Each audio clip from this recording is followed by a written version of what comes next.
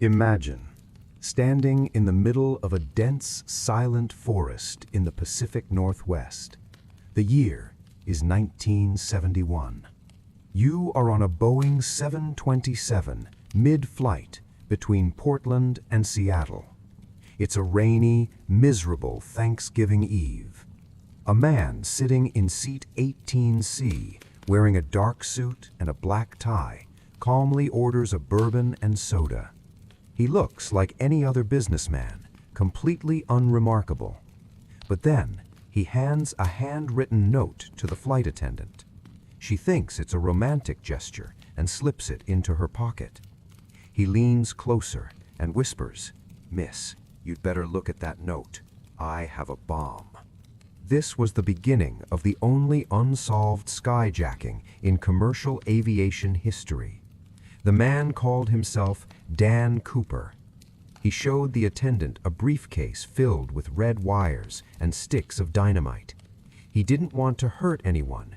He wanted $200,000 in cash and 4 parachutes. When the plane landed in Seattle, the FBI gave him the money. He released the passengers, but kept the flight crew. Then, he ordered the pilots to take off again, flying low and slow toward Mexico. Somewhere over the jagged, freezing peaks of Washington State, in a blinding rainstorm, Dan Cooper opened the aft stairs and jumped into the blackness of the night. He was never seen again. No body, no parachute, no suit. 10 years later, a young boy found bundles of rotting $20 bills along the Columbia River, but the rest of the money vanished into the clouds. But while Cooper was vanishing into the sky, the American government was busy burying a far more grounded and terrifying secret in the soil of the South. In 1932, in Tuskegee, Alabama, the U.S. government began a study that would become the most shameful betrayal of its own citizens. 600 black men were told they were being treated for bad blood. They were promised free medical care and meals. In reality, the doctors were watching them die from untreated syphilis just to see how the disease destroyed the human body over 40 years. Even after a cure was found, it was withheld. They watched as these men went blind, became paralyzed, and died, passing the poison to their wives and children. It was a slow-motion execution sanctioned by the state, a dark stain that fractured the trust of a nation forever. This wasn't an accident. It was a calculated experiment on human life that lasted until 1972. Yet as the government looked away from the lives of its people, it began looking toward the stars for something even chilling. The shadows of American history only grow deeper as you move west. In 1947, a rancher near Roswell, New Mexico, found a field of strange metallic debris that could not be cut, burned, or even folded. The military's first press release claimed they had captured a flying saucer.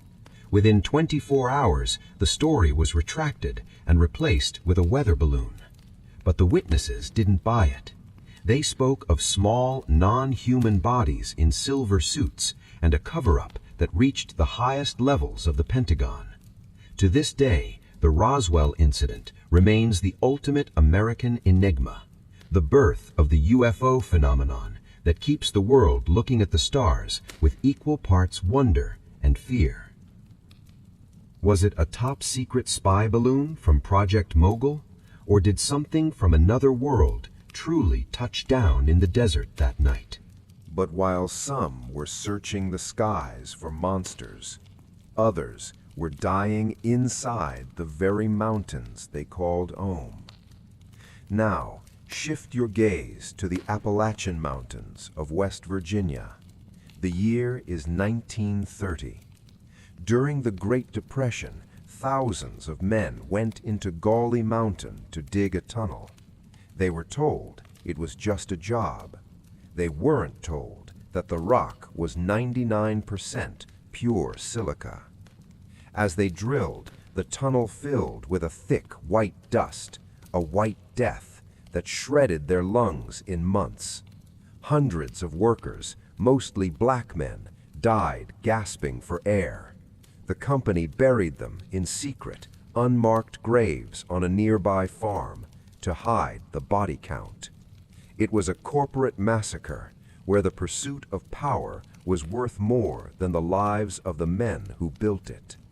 The families were never told why their sons and husbands never came home. And in America, if it isn't the mountains that claim you, it's the wealth hidden beneath the plains. In the early 20s, the Osage Nation in Oklahoma became the wealthiest people per capita in the world after oil was discovered on their land. Suddenly, the American dream turned into a hit list. One by one, Osage members were shot, poisoned, or blown up in their own homes, all so that white guardians could steal their oil rights.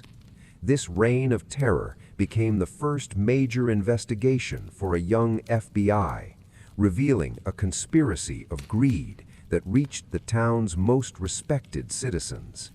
It was a reminder that in America, wealth often comes with a target on your back, especially when that wealth is found under your feet. But some targets don't just bleed, they disappear entirely, leaving only silence behind. Think about the silence of the Lost Colony of Roanoke.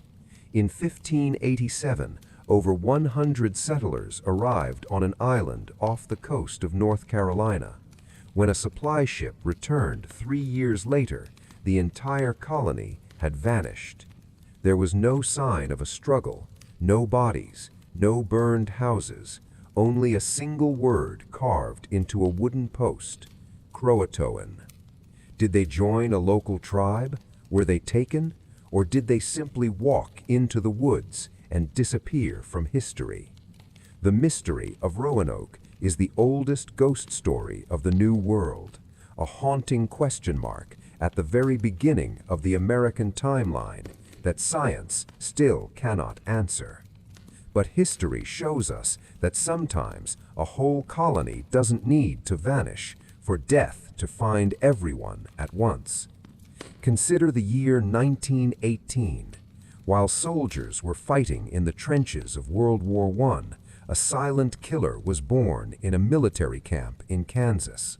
A new strain of the flu that turned the lungs of the young and healthy into a bloody pulp within 48 hours. It swept across the continent like a wildfire. In Philadelphia, the morgues were so full that bodies were stacked on sidewalks. It killed more people than the war itself.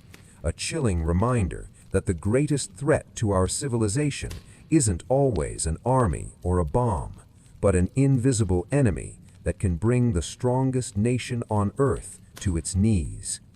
And sometimes that enemy doesn't come from a virus, but from the very ground we walk on. And then there is the terrifying reality of Centralia, Pennsylvania. In 1962, a trash fire in a landfill accidentally ignited a massive coal seam deep underground. The fire spread through the network of abandoned mines beneath the town. Today, 60 years later, that fire is still burning. The ground is hot to the touch, and toxic smoke rises from cracks in the streets. The town was evacuated, leaving behind a ghost city where the earth itself is on fire. Scientists say it could burn for another 250 years. It is a man-made hell that sits quietly in the middle of a modern state. But if fire under the earth is terrifying, imagine a nightmare born in the cold, dark waters of the Atlantic. In 1943, rumor has it the U.S. Navy conducted a secret experiment at the Philadelphia Naval Shipyard. They called it the Philadelphia Experiment. The goal was to make a warship, the USS Eldridge, invisible to radar. But witnesses claimed the ship didn't just disappear from radar. it disappeared from reality. They say it was teleported to Norfolk, Virginia, and then back again in seconds. When the ship reappeared, the crew was in a state of absolute horror. Some were missing, some were insane, and the most terrifying claim of all was that some sailors had their bodies physically fused into the steel hull of the ship. The Navy denied everything, calling it a collective hallucination. But the legend of the Philadelphia experiment refused to die, fueling a century of questions about what happens when human science touches things it was never meant to control. But as we move from the cold metal of a ship to the fragile walls of the human mind, the mysteries only become more personal and more haunting. Think of the 1950s, a time of white picket fences and the American dream.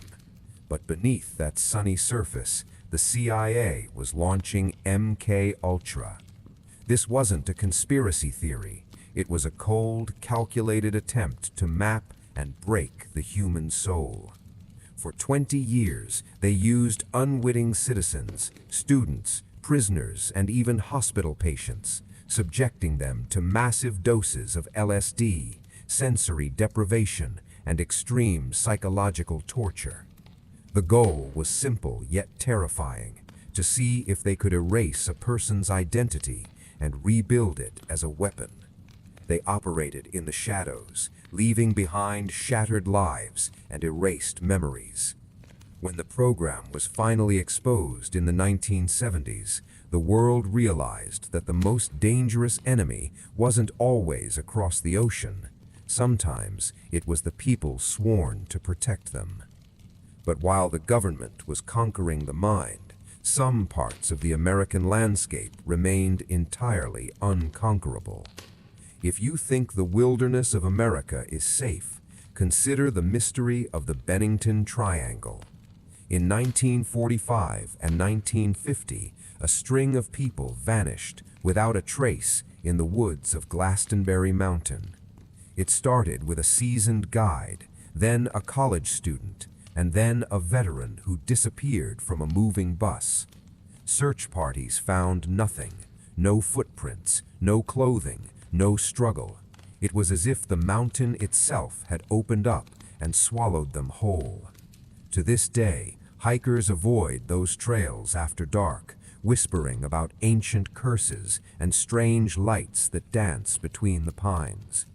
It is a chilling reminder that despite our GPS and our satellites, there are still dead zones where the rules of modern reality simply do not apply. We live in a nation of high-tech surveillance and digital footprints, yet these unsolved files remain as open wounds in the narrative of our past. History isn't just a collection of dates in a textbook. It is a living, breathing shadow that follows us into the future, reminding us that some secrets are too heavy to stay hidden forever, and some mysteries are far more terrifying than any fiction we could ever invent.